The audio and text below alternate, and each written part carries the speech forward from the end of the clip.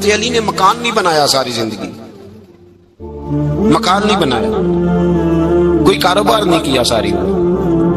اب اس پہلو پہ بھی ذرا غور کریں، حضرت علی رضی اللہ تعالیٰ عنہ نے کوئی بینک بیلنس نہیں بنایا۔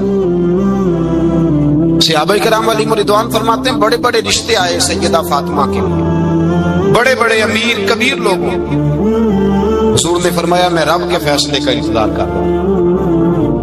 ایک دن تینوں یار ان لوگوں کا خلوص دیکھے مولا علی کے ساتھ، حضرت ابوبکر، حضرت عمر، حضرت عثمان۔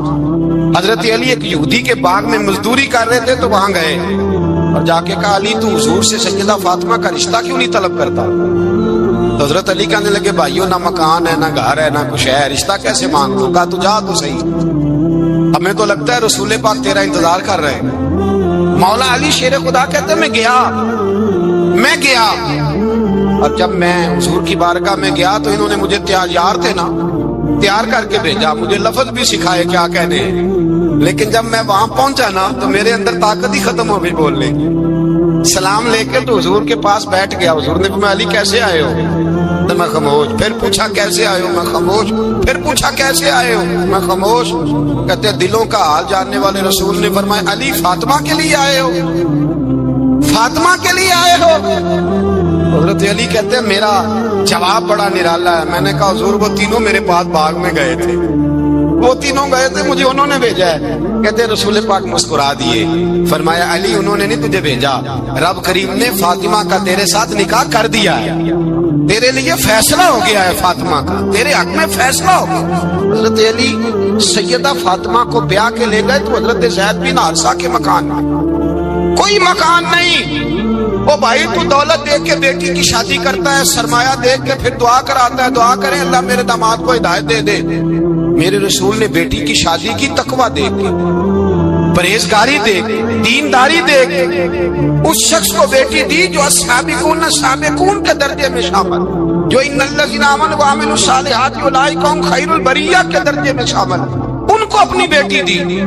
حضرت علی شیر خدا رضی اللہ تعالیٰ عنہ فرماتے ہیں کہ سیدہ فاطمہ الزہرا کو میں بیاہ کے لایا، سارے گھر کے کام حضرت فاطمہ نے کیے، میں مزدوری کرتا 2 گھنٹہ یا 1.5 گھنٹہ، زور سے عصر کے درمیان کام کرتے، 2 کلو کھجوریں ملی تو مولا علی نے اٹھا کے اپنی کمر پہ رکھی۔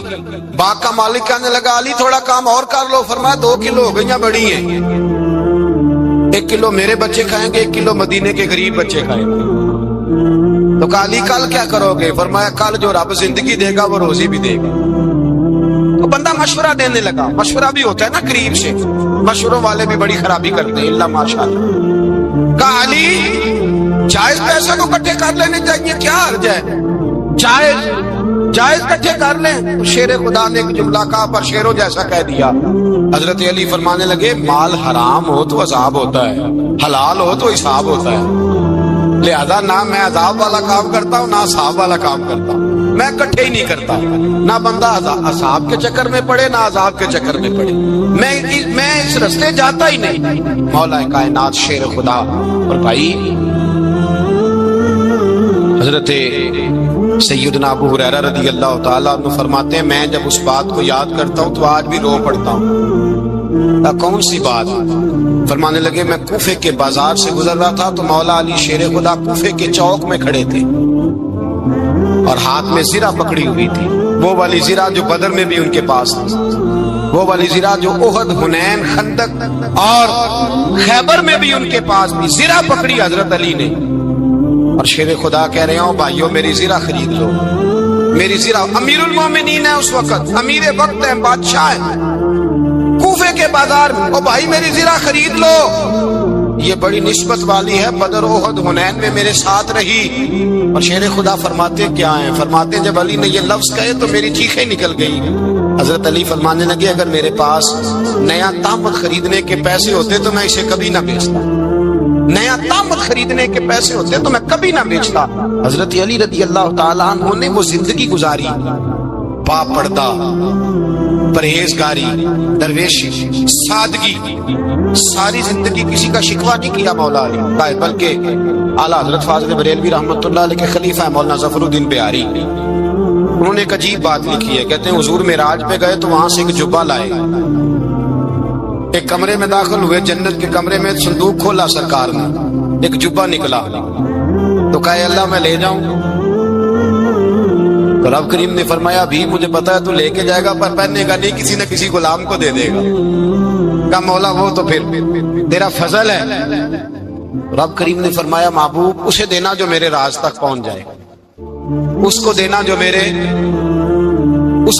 میرے راز تک پہنچے۔ حضور جبہ لے کے آئے۔ علامہ بہاری علیہ رحمہ لکھتے ہیں کہ نبی پاک صلی اللہ علیہ وسلم نے حضرت ابوبکر صدیق کو بلایا، فرمایا جبہ بڑی برکت والا ہے، اسے پہن کر بڑی برکت ملے گی، اگر میں تجھے دے دوں یہ جبہ، اگر تجھے دے دوں تو کیا کرے گا؟ حضرت ابوبکر کہنے لگے حضور ساری دنیا میں سچ پھیلا دوں گا۔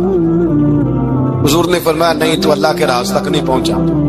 حضرت عمر کو بلایا، کہا فاروق اعظم اگر آپ کو دے دوں تو کہا حضور عدل سے بھر دوں گا ساری کائنات۔ فرمایا بات تیری ٹھیک ہے پر راز الہی تک نہیں پہنچا۔ عثمان اگر تمہیں دوں تو جناب عثمان غنی رضی اللہ تعالیٰ عنہ عرض کرنے لگے حضور اگر مجھے ملا تو میں حیا کی چھاؤں کر دوں گا، ہر جوان ہر بچی کے لیے حیا کے فیصلے کروں گا اللہ تعالیٰ کی دی ہوئی طاقت سے۔ حضور نے فرمایا بات تیری بڑی خوب ہے پر تو مراد تک نہیں پہنچا۔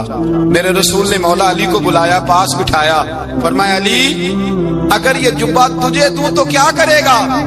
حضرت علی نے آنکھ کھول کے حضور کا چہرہ دیکھا، عرض کرنے لگے محبوبہ اگر مجھے مل گیا تو میں اللہ کی مخلوق کی پردہ پوشی کروں گا، میں رب کی مخلوق کی میں پردے ڈالوں گا، مخلوق کے عیبوں پر میں چھپاؤں گا اس جبے کی برکت سے۔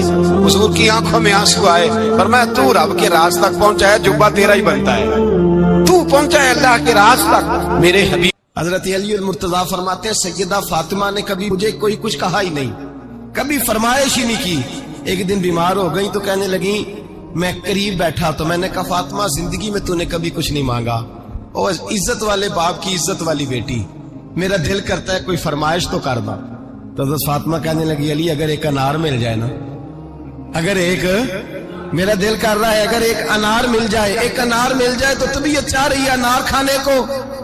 مولا علی شیر خدا فرماتے میں گیا ایک انار خریدا بازار سے، 1 دینار تھا میری جیب میں، انار خرید کے جب واپس پلٹا نا تو کہتے ایک بوڑھا شخص، ہونٹوں پہ کمزوری، آپ فرماتے ہیں میرے باپ دادا کی عمر کا، لڑکھڑاتے اس کے ہاتھ اور کہنے لگا علی میں بھوکا ہوں کئی دنوں کا۔ حضرت علی فرماتے ہیں میرے پاس بھی وہ 1 ہی دینار تھا جس کا انار آ گیا، کہتے میں نے اسی وقت وہ انار نکالا اس شخص کے ہاتھ میں رکھا، بوجھل قدموں سے جب میں اندر داخل ہوا نا تو پاک رسول کی پاک بیٹی، عزت والے نبی کی عزت والی بیٹی، صبر والے محبوب کی صبر والی بیٹی، کہتے ہیں جب میں نے اپنا قدم اندر رکھا دروازے کے تو فاطمہ نے میرا اترا ہوا چہرہ دیکھا تو کہنے لگی علی پیسے اللہ کے رستے میں دے آئے ہو، خیرات کر رہے ہو؟ حضرت شیر خدا رضی اللہ تعالیٰ عنہ فرماتے ہیں میں فاطمہ کی طرف دیکھا تو میں حیران ہو گیا، میں نے کہا فاطمہ تجھے؟ کہنے لگی مجھے یقین ہے آپ انار لینے گئے تھے، آپ نے خرید بھی لیا تھا، اور مجھے پتا ہے علی میرے ساتھ بے وفائی ہو ہی نہیں سکتی، یہ کسی سوالی نے مانگ لیا ہوگا، علی آ جا، مجھے انار کھانے سے وہ سکون نہیں ملا جو تو اللہ کے راستے میں دے آیا ہے تو سکون ملا ہے، کھانے سے نہیں ملا جو تیرے دینے سے ملا ہے۔ مولا علی کہتے ہیں صبر کر کے میاں بیوی بیٹھ گئے تو دروازے پہ دستک ہوئی، کہتا میں اٹھ کے دروازے پہ گیا تو حضرت سلمان فارسی دروازے پہ کھڑے تھے، انہوں نے نا 9 انار مجھے دیے، کہنے لگے نبی پاک نے بھیجے ہیں، یہ 9 انار ہے نبی پاک نے بھیجے ہیں۔ تو حضرت علی شیر خدا فرمانے لگے ہمارے نہیں کسی اور کے ہیں، ہمارے نہیں کسی پڑوسی کے ہیں، دائیں بائیں دیکھ لے، کہنے لگے نہیں تمہارے ہی ہیں، فرمانے لگے نہیں میرے ہوتے تو 10 ہوتے، اس لیے کہ اللہ فرماتا ہے من جاء بالحسنۃ فلہ عشر امثالھا، تم ایک نیکی کرو گے میں 10 کا اجر عطا کروں گا۔ فرمایا میرے ہوتے تو 10 پورے ہوتے، اللہ رسول نے بھیجے اور میرا یقین کمزور ہو سکتا ہے، میرے ہوتے تو 10 ہوتے، یہ 9 ہے۔ حضرت سلمان فارسی نے جیب میں ہاتھ ڈالا، 10واں بھی نکالا، کہا علی تیرے 10 ہی تھے، میں تو تیرا امتحان لے رہا تھا، 10 ہی تھے تیرے۔ یقین کی دولت زنجیریں کاٹ دیتی، یقین کی دولت انسان کو نواز دیتی۔ جب تو لڑکھڑاتا ہوا آیا ہے، میرے نبی پاک نے فرمایا یوں نہ کہا کر کے یا اللہ چاہے تو دے چاہے تو نہ دے، جب مالک سے مانگ تو کہا کر یا اللہ تجھی سے مانگنا ہے میں لے کے اٹھوں گا، تو مجھے دے گا، فرمایا جتنا تیرا یقین کامل ہوگا اتنا ہی اللہ تجھے جھولی بھر کے عطا فرمائے گا۔ کمزور سا مسلمان، لڑکھڑاتا سا مسلمان دیکھتا ہوں کرتا ہوں، اور یہ بھی نہ دیکھا کریں بھائی ایمان یقین کو استقامت کے درجے پہ لیں، یہ نہ دیکھا کریں کہ وہ کیسے دے گا، وہ کسی وسیلے کا محتاج نہیں ہے، وسیلے کو پسند کرتا ہے، پر وسیلے کا محتاج وہ بغیر وسیلے کے بھی دے دیتا ہے۔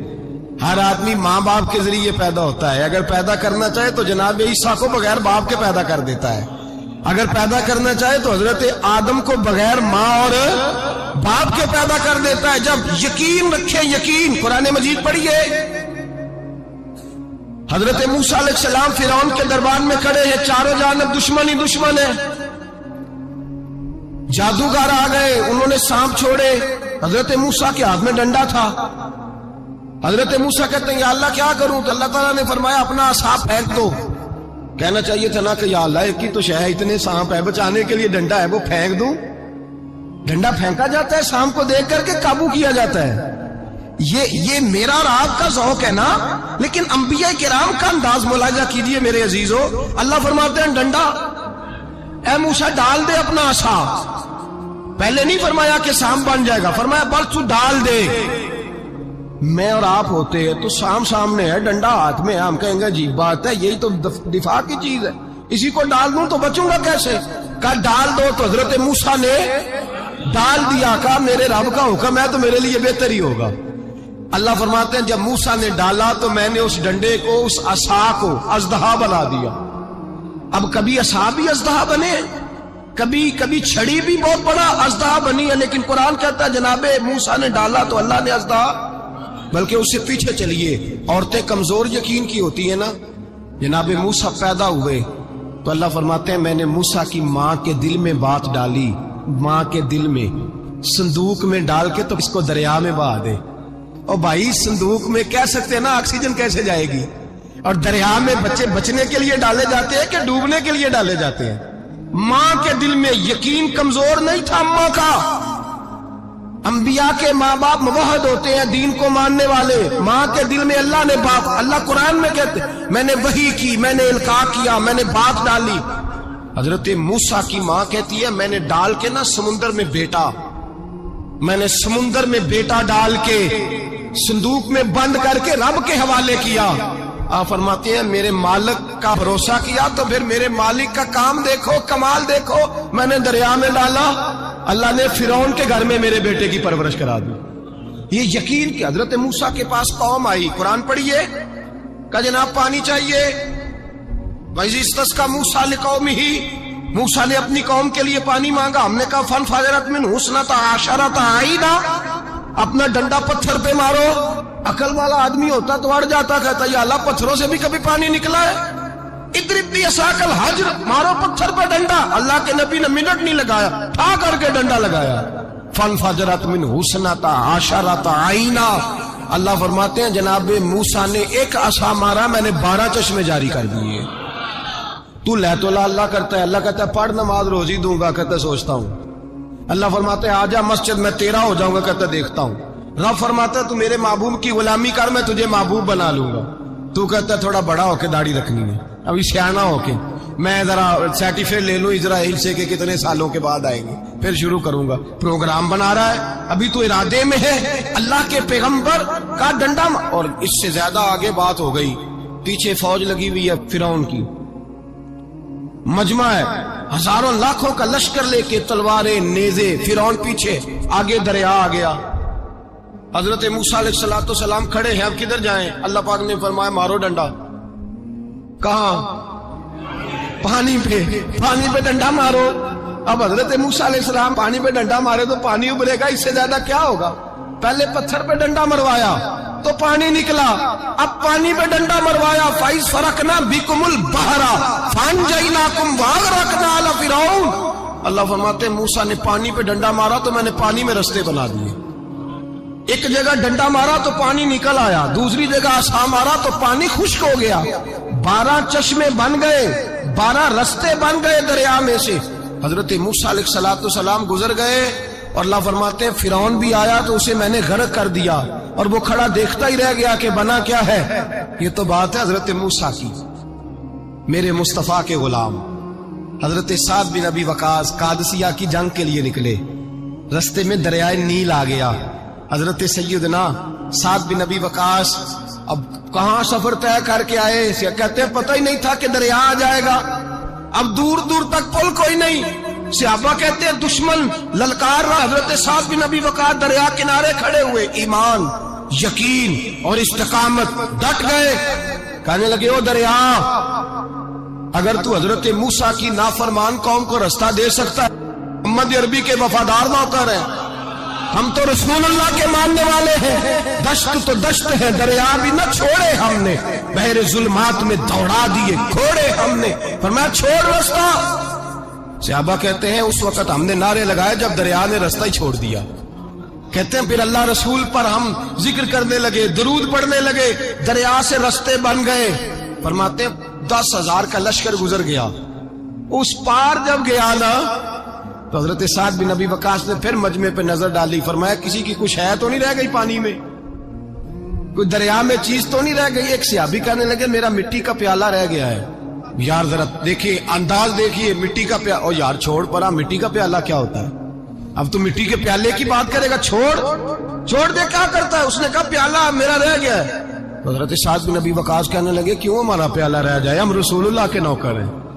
ایمان، یقین اور استقامت کی دولت. پھر دریا کی طرف دیکھا، کہنے لگے چل یار ہمارا پیالہ بھی واپس کر دے.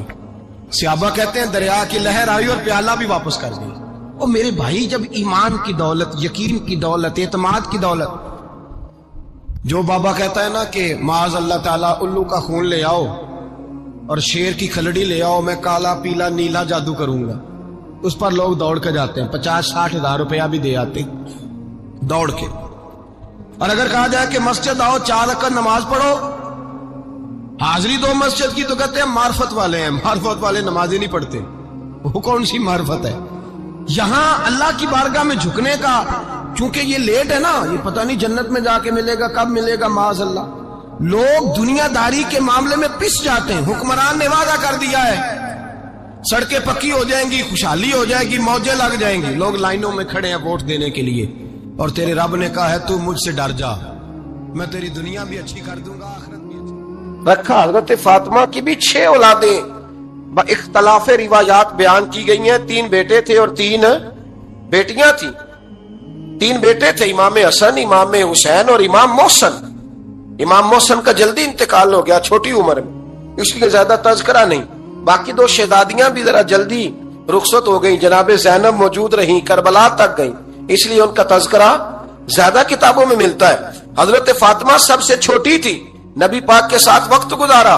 قرآن مجید نے اس گھر کی محبت ہم پر فرض قرار دے دی.